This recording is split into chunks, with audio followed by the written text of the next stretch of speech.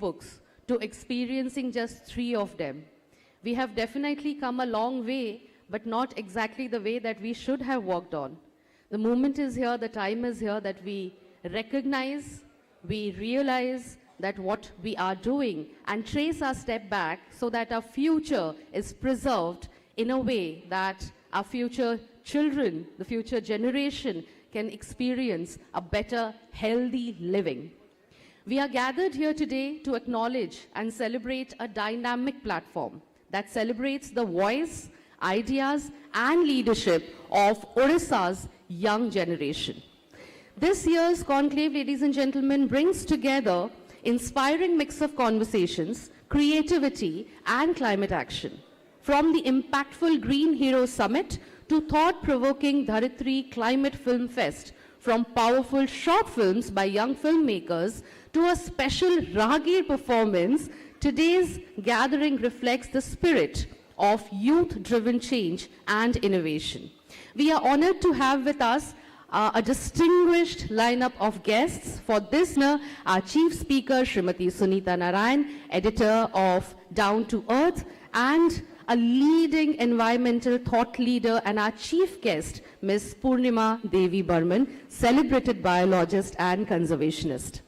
Our main panel discussion will be moderated by Mr. Arun Krishnamurthy, founder of EFI and a prominent environmental activist, and he will be joined by an eminent panel comprising ecologist Mr. Karthik Shankar, Mr. Meet Sejaria, Vice Chair of Partnerships and Stakeholders, Commonwealth Youth Climate Change Network, Dr. Debabrata Swai, former PCCF and member Lok Yukt Odisha, and Madam Adyasha Satpathy, CEO of Dharitri.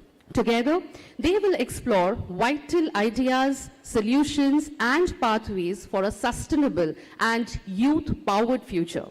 We also have 9 students from eminent educational institutions who will share their thoughts on youth and the environment. And later in the program, the Climate Grant Awards will be presented to promising young change makers.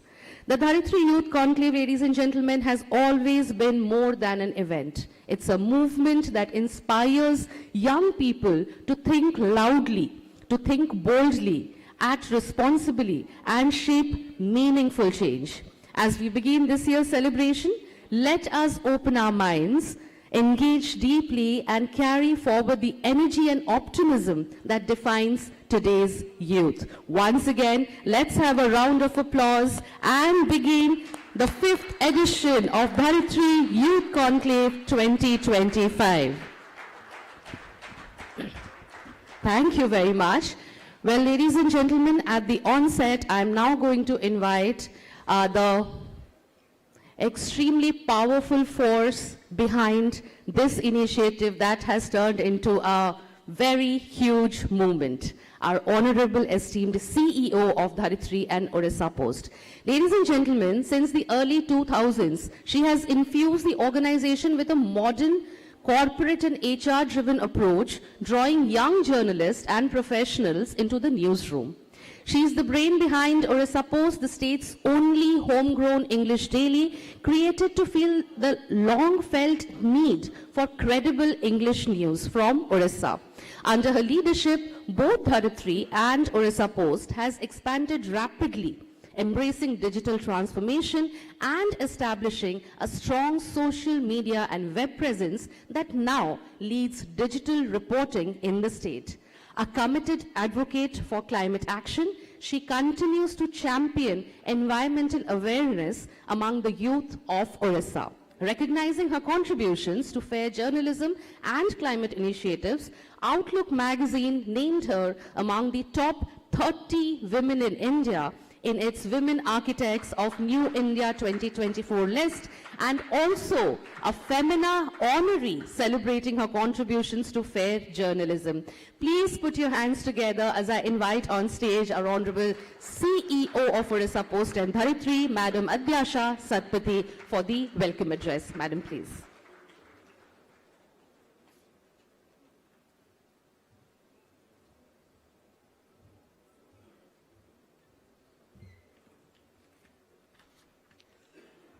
Thank you, Mansi.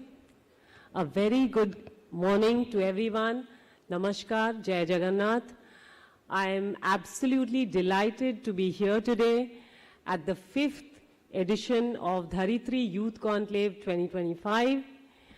It is also the birthday of Dharitri, the 52nd birthday of Dharitri that we are celebrating. And I would like to congratulate all members of the Dharitri family, of the Orissapost family. And it is also the birthday of our chief guest, Srimati Purnima Devi Barman. So a very happy birthday to her as well. And I'm honored, I'm delighted and humbled that all our beautiful guests, including Purnima ji, has accepted and honored us with her presence. Srimati Sunita Narayanji, I'm so happy that you're here today. Dr. Andrew Fleming, honored absolutely. Kartik Shankar ji, Madam Mayor, Arun Babu, Srimati Chami Murmu ji. Of course, a little later we will have post-lunch the beautiful performance from Rahagir. We are honored to have him. And I'm delighted to be here with very powerful voices from across Odisha. Of course, Meet Babu, who would be joining us in the panel, Dr. Debabrata Babu, who would again be joining us in the panel discussion. Delighted that you honored us by accepting our invitation. And I would like to welcome a very, very grateful thank you to all the environmentalists who are here today from across Odisha. We had a beautiful session yesterday with exchange of ideas from young environmentalists from various parts of Odisha, from western Odisha to south, from central to coastal, and trying to find solutions, trying to debate, trying to talk, and of course, the most important thing that came about from yesterday's Green Heroes Summit was their networking and becoming friends and trying to find solutions and also trying to think of ways how to take this forward and collaborate. That I would think is the greatest mission of Dharitri Youth Conclave.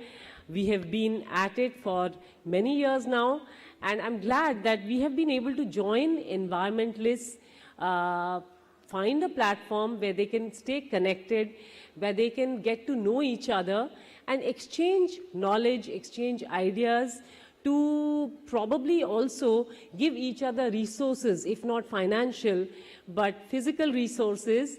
And that is the biggest thing that is happening in Odisha right now, the collaboration instead of competition. Now, we came up with the Dharitri Climate Grant a few years ago to, of course, put the spotlight on grassroots environmentalists who sometimes are working extremely hard in their own areas, some of them without too many resources, without finance, but they're at it. And Dharitri Climate Grant, apart from giving them 1 lakh, a very small money, sum of money, I'm sure, but putting the spotlight, their story, out in the public, getting them connected to other climate grant environmentalists, getting them connected to each other. I have seen stories where it has helped them back in their village get recognition that, okay, you're not doing something that is supposed to be pointless, saving the environment. Sometimes to a lot of other people who are not in the room here today, we are all environmentalists here and young students, but for others it might seem like something that you're doing which is pointless. So when we put the spotlight on some of these hard-working grassroots environmentalists, I'm sure it helps them back in their own villages, back in their own communities to get more resources and support. So that is the whole aim of the Dharitri Climate Grant. Yesterday we also started off with the Dharitri Climate Film Fest, which is the first of its kind, I believe, in Orissa, which gets film festivals, very short films actually, which students have sent us, which young filmmakers have sent us with a lot of spirit, with a lot of hope, to send a message in whatever capacity they can, to send a message for the environment. And we saw some beautiful movies, some were selected as the top 3, but all the messages that we found, we received from young filmmakers, we saw there is hope. And in this room, I see that hope. We have been watching a movement forming from the time Dharitri Youth Conclave came up, before that with Dharitri pioneering in environmental reporting, in reporting where we are very conscious for several years, decades I would say, we are very conscious of how we report.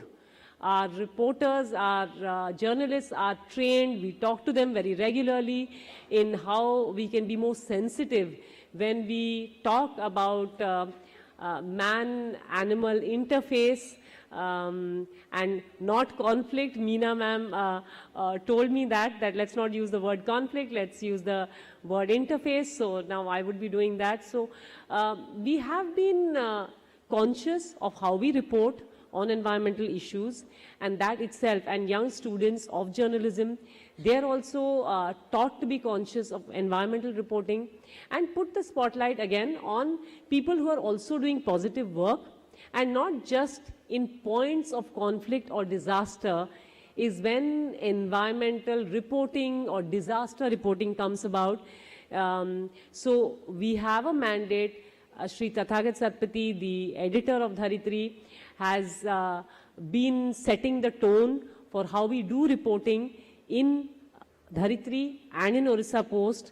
He distanced himself from politics at a time when he didn't need to, a very popular leader, but he decided to distance himself because he wanted to focus on Dharitri, he wanted to focus on journalism, and that is the message he keeps giving, is that we also focus on the positives, on the positive stories, instead of reporting only coming about when there is a cyclone. Unfortunately, in Odisha, we get a lot of cyclones, and those points of news where there is a disaster coming or a disaster which has already happened should not be the only times when there is reporting on climate, on environment. So we try and also take up stories that end on a positive note, and individual stories of hope, of resilience.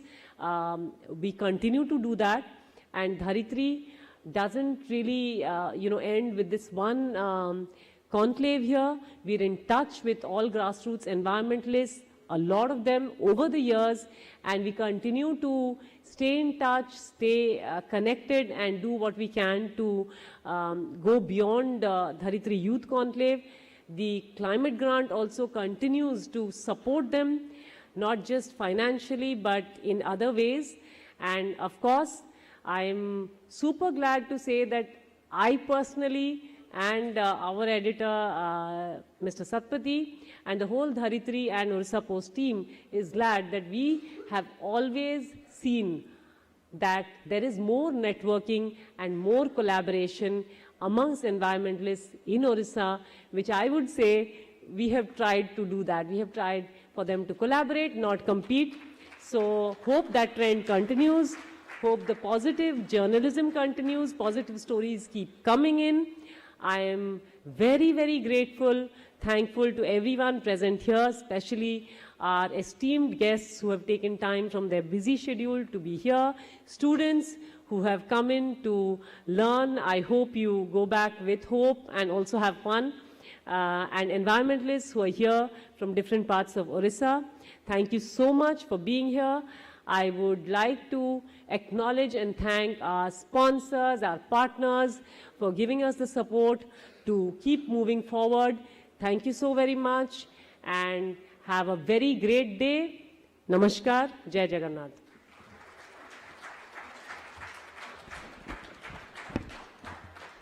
Thank you very much, madam.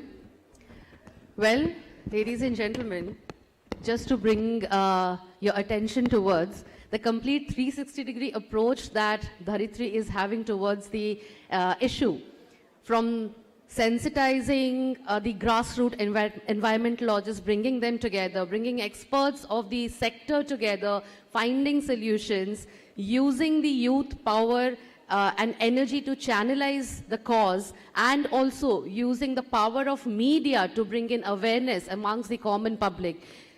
It's truly amazing that they are definitely trying to touch base on every aspect to bring a complete overall change in our environment. Thank you very much, Madam, for that address.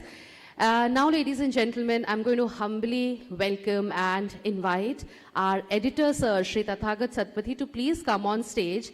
Along with, I would now welcome our guest of honor, special guest of honor, Dr. Andrew Fleming, British Deputy High Commissioner, to please join us on stage. Our Chief Speaker, Srimati Sunita Narayan, Editor Down to Earth, and also our esteemed Chief Guest, Madam Purnima Devi Burman, Biologist and Conservationist. I would invite them to please come on stage, and I would request our Honorable Editor, Sir, that शब्दों से हम हमारे अतिथियों का स्वागत करें, ऐसा संभव नहीं है. So, on behalf of everybody present here, on behalf of Dharitri family, I would request our editor, sir, to present a flower bouquet and welcome our esteemed guests and dignitaries to the day, to the event. Welcoming Madam Sunita Narayan. Welcoming Madam Purnima Devi Burman. आप सबकी तालियों के साथ इसमें आप भी शामिल हों, ये स्वागत आप सभी की तरफ से है. Welcoming Mr. Dr. Andrew Fleming. I would now request our esteemed guests to kindly be seated.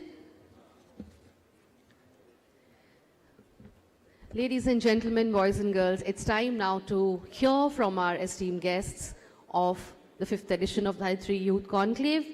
Today on the dais, as you can see, we have amongst us the presence of our special guest of honor, Dr. Andrew Fleming. We are truly privileged with us to have you with us, sir, a distinguished diplomat whose dedication to fostering ties between the UK and India is truly commendable. He is the British Deputy High Commissioner to Kolkata.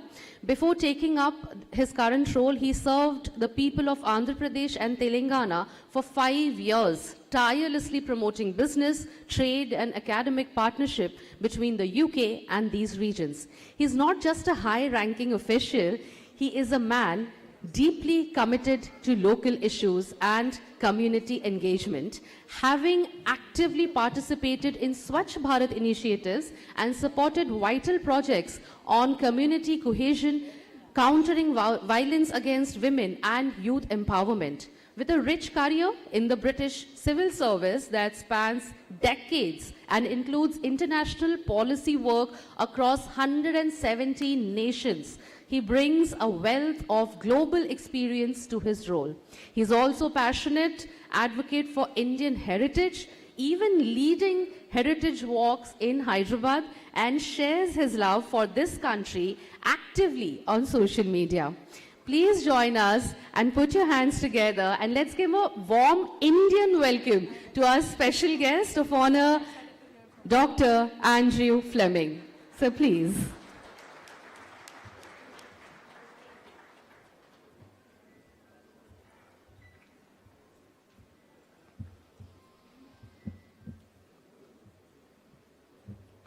Oh dear. Namaskar.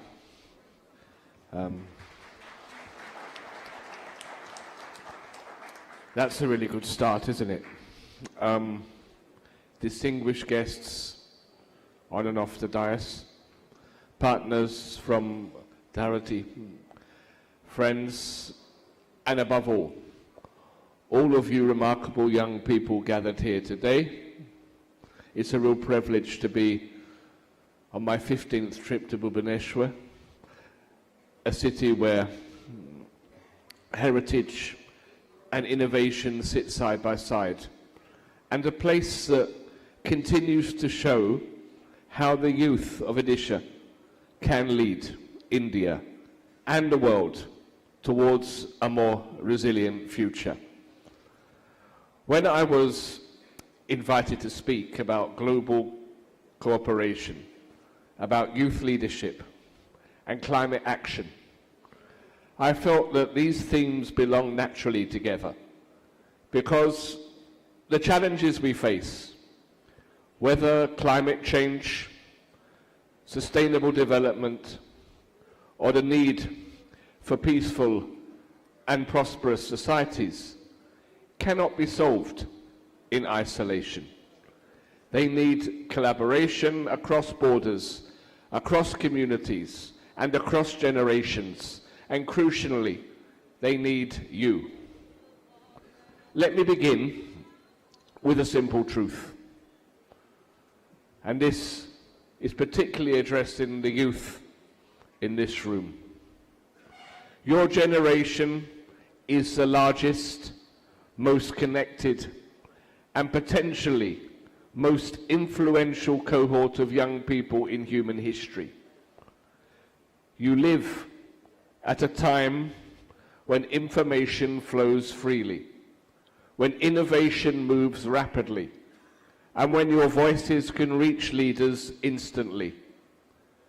But you also inherit enormous challenges: rising temperatures, unpredictable climate patterns, pressure on natural resources, and a world where inequalities remain stark.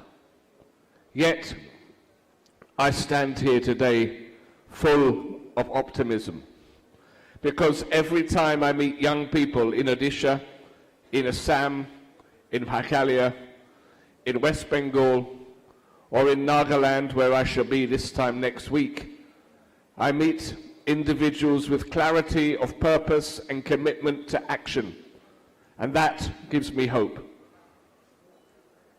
Climate change is not an abstract challenge. Odisha knows this better than most. Cyclones, floods, droughts, these are all lived realities. And yet, Odisha has become globally recognized for resilience. Resilience building, disaster preparedness, and community-led responses. The world has much to learn from you. But resilience cannot stop at adaptation. We also need mitigation, reducing emissions, and transforming energy systems. This is where global cooperation becomes essential. The United Kingdom and India have been working together as natural partners on green hydrogen research, offshore wind development, sustainable finance and green bonds, electrical mobility, and climate-resilient agriculture, particularly important for a state like Odisha, where farming supports millions of families. Our two countries together represent a powerful force for a greener future.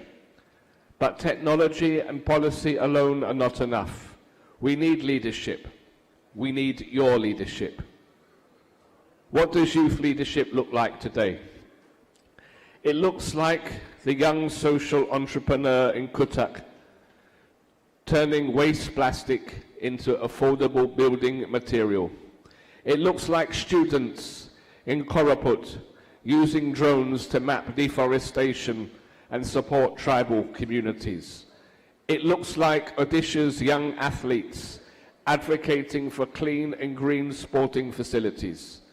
It looks like youth climate volunteers spreading awareness, planting mangroves, and working with panchayats to protect their coasts. And it's not just in Odisha, of course. The work of my good friend Purnima ma'am in Guwahati, saving the stork, and another good friend, Afroz Shah in Mumbai, cleaning up beaches that people said were uncleanable, all have youth empowerment and mobilization at their core, transforming the views and attitudes of these young people by action. But leadership also needs networks, it needs partnerships, and it needs the ability to bring people together behind a shared vision. That is where global cooperation meets youth ambition.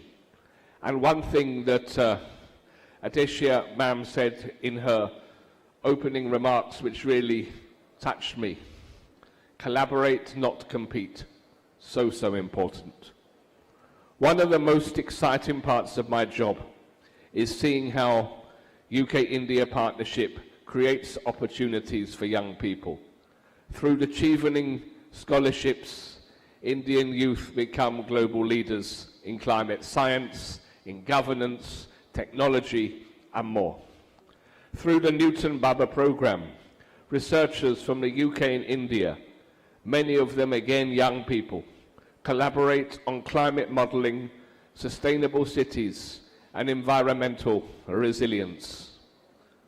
Through the Young Professionals Scheme, early career Indians gain experience in world-leading UK industries.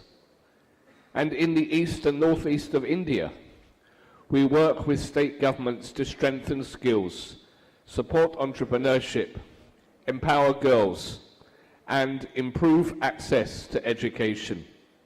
These partnerships underline one reality.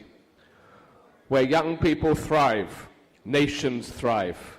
And where nations collaborate, the world becomes a safer, cleaner, and more prosperous place. Any discussion on climate must acknowledge inequality. The communities least responsible for emissions are often those hardest hit. The voices of indigenous groups, of women, of rural youth, and of marginalized communities must be central, not peripheral, to climate planning. Odisha's tribal communities, for instance, have deep traditional knowledge of forests, water, and biodiversity. Preserving and learning from this knowledge is not just as important as deploying satellites or AI systems. In my work, I have the privilege of seeing young women driving climate innovation, from leading local governance to building digital solutions for sustainable agriculture. Their leadership is not only inspiring, it is essential. You might ask, what can I do from here in Odisha to influence global affairs? The answer, a lot more than you imagine. Diplomacy today is not the exclusive realm of governments. It is shaped by cross-border scientific collaboration, by student networks, by teaching innovation ecosystems, by climate advocacy groups, cultural and artistic exchanges, and grassroots movements that go viral. When you join a hackathon with participants from 3 countries, that is global cooperation. When you start a climate club in your college and link it with a school in the UK, that is global cooperation. When you use social media to speak for the planet, you are influencing international conversations. Allow me to share 3 appeals as you prepare to shape the future. First, please stay curious. Your ability to learn, adapt, and explore is your greatest advantage in this fast-changing world. Second, stay compassionate. Progress means little unless it uplifts the vulnerable, protects dignity, and preserves our shared humanity. Third, stay courageous. Leadership is not the absence of fear. It is the refusal to be limited by it. The world needs your ideas, your energy, and your conviction. As the UK Deputy High Commissioner for East and North East India, I see immense promise in this region. Youthful populations, extraordinary cultural diversity, a growing innovation ecosystem, and a deep respect for nature. But promise only becomes progress when it is nurtured by education, by opportunity, and above all, by leadership from people like you. So let me end by saying this. Climate change is the defining challenge of our time, but youth leadership is the defining opportunity. And when nations like India and my country, the UK, work together with young people as our partners, not just as passengers, the future becomes not just resilient, but hopeful. Thank you for the honor of letting me address you today. I look forward to listening to all your ideas, learning from your experiences, and working with you to build a greener, fairer, and more peaceful world. Dhanyabad.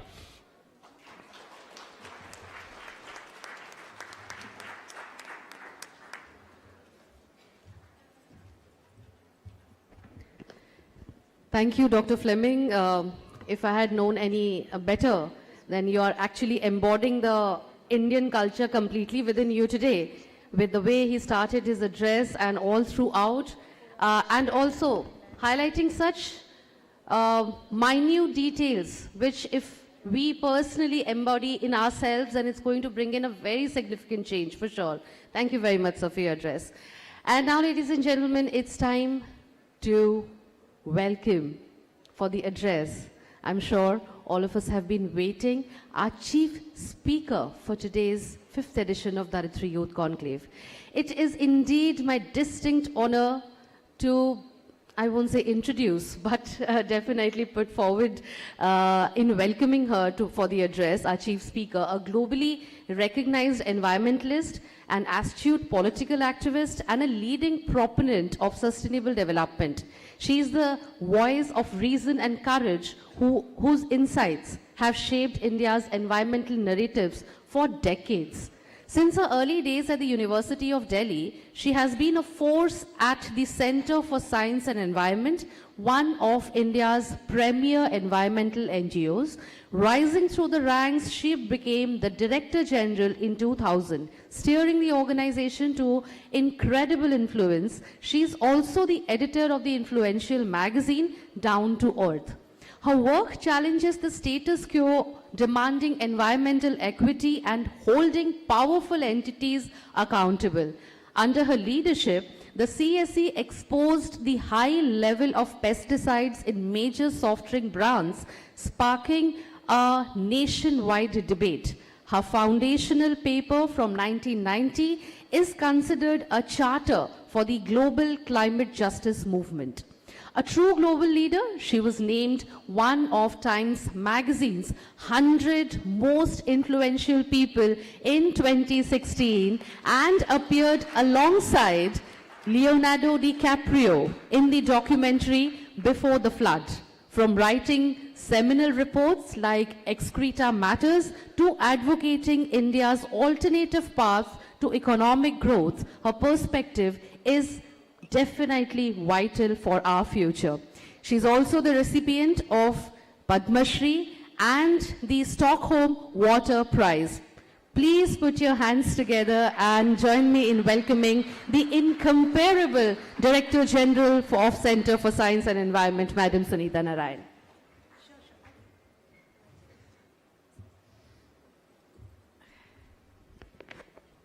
Thank you, everyone, and thank you, Team Dharitri, Team Orissapost, for inviting me. I'm really happy to be with all of you and seeing all your faces and seeing the fact that we are definitely in a crisis, but it's a crisis of our making. And so for me, the answer also lies in all of us. Because at the end of the day, if climate change is real, and as Andrew said so clearly, it is the biggest challenge that we are facing in our world, it is also a challenge that demands all of us to come together to find solutions. And that's really, to me, gives me the sense of hope, the sense that we will have the courage, the imagination to be able to find new answers to what we know today is an existential threat. So with that, I am again very happy to be with all of you and to try and understand with you what then is the way ahead. We know today that climate change is real. We know that the threat is urgent. CSE and Down to Earth just last week released a report called Extreme Weather Events in India, where we put together the data of the Indian Meteorological Department, IMD. And it shows, and it's something that should worry us enormously, it shows that we've had one extreme weather event a day in some part of India or the other. One a day, one disaster a day. And as Andrew said very clearly, this impacts the poor, it impacts the most vulnerable in our world, and these are people who have not contributed to the stock of greenhouse gases in the atmosphere. So what this also tells us is that if we want to find a way out of this, as we must, there are three lessons that we must learn. One, that the current way of doing development is only going to add to more crisis. It's going to add to a greater environmental challenge. The Western world has looked at environmental answers in a very small way. It has found answers, but has always stayed behind the problem. I'll give you a simple example. I come from Delhi. I've just come from Delhi last night, and I'm already choking, as you can see. The air pollution in Delhi is extremely bad. It is toxic air we are breathing. It is completely unacceptable, because the right to clean air has to be a fundamental right of everyone. But the answer to the air pollution challenge cannot be found in the answers that the rest of the world adopted. So what did the rest of the world do? They cleaned up the quality of fuel, they cleaned up the quality of emission standards of their vehicles, they have better fuel in their factories, but it's still fossil fuel. They have moved from coal to gas, but it's still fossil fuel. It's definitely better for local air pollution. So they breathe better. The air is cleaner in the rest of the world, in the modern world that we know today. If you go to New York, if you go to London, the air is cleaner. But the same transport-related emissions, the carbon dioxide that is emitted from vehicles has added to the emissions in the atmosphere, continues to add emissions in the atmosphere, and as a result of it, today, the entire world is threatened. So the answer to air pollution control cannot be to clean each individual vehicle. There is an answer that has worked for some part of the world to clean up their air, but at tremendous cost to the rest of the world. In our case, we cannot even adopt that answer because most of our city still does not drive a car. Most of our cities still walk, still bicycle, and still take a bus. They do so because they are not rich enough to drive a car. Now, in this scenario, it is very much like the parallel of the rest of the world. The rest of the world has filled up the common atmospheric space with the emissions of a minuscule number of people. In my part of the world, in my city of Delhi, only 10% of people drive a car, only 10%. yet they occupy 90% of the road space of the cities. And as we build more flyovers, cars fill them up. We have one airshed. The question for us today is, how will the remaining 90% of Delhi get onto a car? There is the same question for the rest of the world. How will the remaining 70% of the world population have the right to grow when the world has exhausted its carbon budget? By 2030, at current rates of growth, there will be no space, no carbon budget left for the remaining 70% to grow. The world will be on course to 1.5 degrees centigrade rise. The question, therefore, again, and I'm bringing you back to Delhi, I'm bringing you back to Bhubaneswar, is what do we do? Because if we take the same route of individual cars filling our roads, maybe cleaner cars, cleaner fuel, cleaning up our local air pollution, we will still contribute to global atmosphere carbon dioxide. More than that, we don't have the road space. We don't have the airshed to be able to occupy and to be able to provide space for the remaining 90%. So for us, the answer is not about cleaner vehicles. It is not even about electric vehicles. It is about mobility. It is about creating a system in which we can move people and not vehicles. It's a transformation of the idea of how you clean up the air, the global air, as well as your local air. And we do this because for us, we know that if growth is not inclusive, it can never be sustainable. Now, I am giving you this example because you, the youth of India, the youth of Odisha, have an extraordinary advantage over the rest of us. We have seen problems as they have been created. We have tried to find answers in the methods that we knew worked in other parts of the world. But we have also found that those methods will not work in a country like India. They haven't worked for the world, they will not work for us. So your advantage, and I'm really envious that you are going to find the opportunity to completely do things differently. You don't have to fight as we did to make sure that we got our ideas, which seemed so out of the box, to be understood.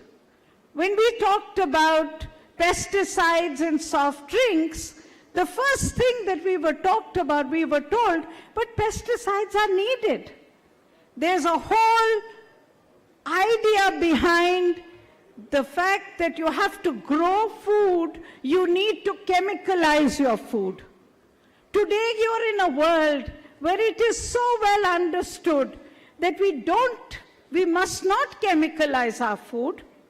We must not create poison that we eat. We must avoid ultra-processed food. We understand the context of food and diets. We understand today, and the learning from Odisha, the incredible learning from Odisha, has been to understand how you can take land races, traditional crops, rain-fed areas can become prosperous through the use of growing crops, which are then procured by government, nutritious crops, which can feed the midday meal schemes. You have connected the dots between nutrition and farmer prosperity. That you don't have to impoverish the soil, You don't have to chemicalize the food. You don't have to process and ultra-process the food only to get wealth. That you can create a local economy built on good food, which is good for nutrition as well. But the most important learning has been that for us, and this is a learning that you will be able to take forward, that after decades of work, we have understood that productivity of food depends on soil biodiversity. The health of soils is what determines the productivity of our food crops. And how do you build the biodiversity in the soil is through growing multiple crops so that you can build the strength of your soil. So biodiversity has come home to us. Biodiversity is about what we eat on our plates. It is not only about what we grow in the wild, but the celebration of biodiversity in the food we eat. Because the more multiple food we eat, the more it improves our gut and it improves the soil. So you are really seeing the strength of ideas coming out of our world, which are capturing the imagination of the rest of the world. One of the biggest challenges that we face when it comes to climate change is the question of water. It's the question of how are we going to build our cities so that we can make sure that our cities do not first extract the water and clean water and then throw into our rivers more and more dirty water or excreta. That whole understanding over the last 3 decades in India, when India started with its Ganga River Action Program to now, has been that you can never clean your rivers unless you make sure that the system of sanitation in our cities is inclusive. That everybody has a toilet and everybody's excreta is collected, intercepted, treated, and put back on the soil. Not in the river, but in the soil. So you are building a circular economy, but also an inclusive economy. Again, in Odisha, you have an advantage. You are a model for the rest of the country because what you have done is to build not an underground sewerage network system, which we know is capital intensive, it is resource intensive, it divides between the rich and the poor of our cities, it does not allow the municipality to be able to provide clean water and take back the sewage of all. You have completely changed the paradigm. You decided as a state that you will go for non-sewered sanitation. It was bold, it was courageous. Because every water engineer will tell you, no sir, that will not work. It will add to cholera, it will add to pollution. But the fact is, this is the courage that it will take to take forward a new pathway. An imagination that you have to provide inclusive growth for it to be sustainable. By doing so, you have made sure that you can intercept the sewage of everyone, you can treat it, and now the challenge is how do you put it back on the soil so that you can take human excreta and make it part of a resource. This is the scientific challenge. This is the opportunity. And just imagine what a brave new world you are coming to, where these ideas are taking root, where you are no longer chasing tired old ideas of, oh, I have to clean up plastic. Plastic is not even an issue. The issue is segregation. The issue is making waste into a resource. The issue is thinking differently about how each one of us can be part of the change. But what excites me and what gives me courage and what gives me hope is just the fact that we as human beings, we in this country have found that it is not good enough for us to do what the rest of the world has done and brought us to this edge, this precipice of existential challenge. That we are prepared to do things differently. One of the areas that I hope that you will do, an area which I believe we have not done enough on, but when I came to Odisha 2 years ago and I went to see your community forest work, I was very encouraged to see how you can involve communities not just in the protection of forests, but also in the management of forests, because what India needs is to build a wood-based economy. We need to take our natural resources and turn them into products that are sustainably harvested, sustainably used, but that the benefits of that go to the local communities. We need to build on this green future because we need jobs. We need to build an economic resilience to counter the huge threats that we have to our growth, to our very survival, to livelihoods. Just think of the Himalayas this year. Think of Jammu and Kashmir, Himachal Pradesh, Uttarakhand, and then of course Punjab, which gets the waters from the Himalayas. In 90 days of June, July, and August, 90 days, Himachal Pradesh got rain for 89 days. There was cloudburst after cloudburst, which led to landslides, loss of property, complete destruction of infrastructure.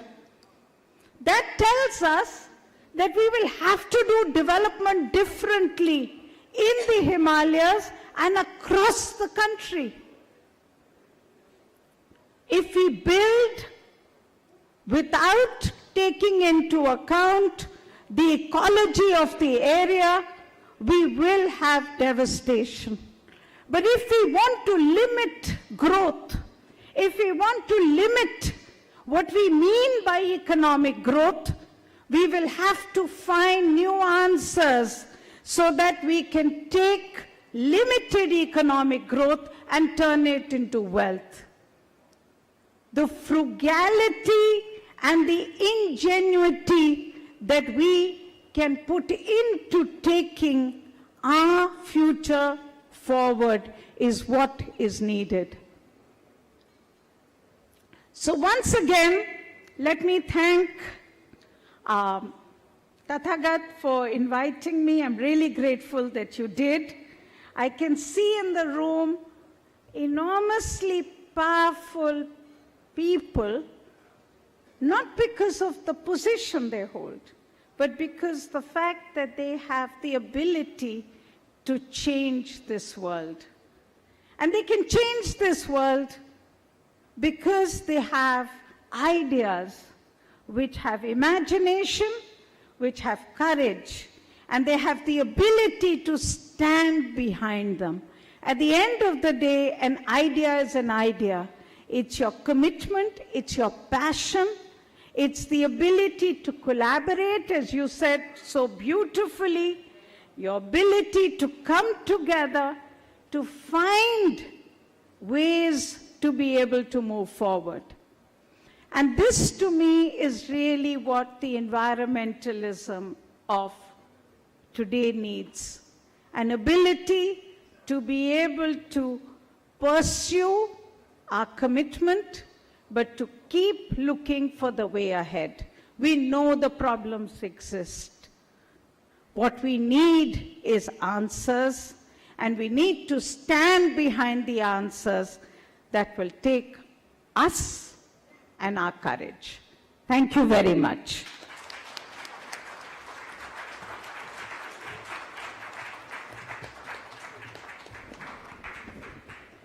Thank you very much, madam. First of all, for doing what you are doing, because you have devoted your entire life to the cause, and had you not started back then probably things would have been way worse than it is today. So thank you for that. And secondly, for giving us a completely fresh perspective and outlook towards we are discussing climate change and finding solution. So solution is not always shunning away things, but also we can make the most out of what we are given. So thank you so much for sharing that perspective. Now, ladies and gentlemen, it's time that I welcome our chief guest for today's Dharitri Youth Conclave 2025. Ladies and gentlemen, she is a woman whose dedication has not only, dedication towards conservation has not only transformed an entire ecosystem, but also has transformed an entire community. Ladies and gentlemen, our chief guest, Madam Purnima Devi Burman, fondly known as the Hargilo Baideu of Assam, is one of India's most inspiring wildlife conservationists. Her remarkable journey began with a single mission: saving the endangered greater adjutant stork, a species once neglected and misunderstood. Through her vision and relentless efforts, she mobilized thousands of women into the powerful Hargila army, turning a vulnerable bird into a symbol of culture, cultural pride, and environmental responsibility. Her work has not only protected the species, but also empowered rural women, strengthened conservation awareness, and inspired global recognition. For her extraordinary contributions, ladies and gentlemen, she has been honored with some of the highest accolades, including the United Nations Champion of Earth Award, placing her amongst the world's leading environmental change makers. Please join me as I invite our chief guest, the exceptional conservation icon, Madam Purnima Devi Burman.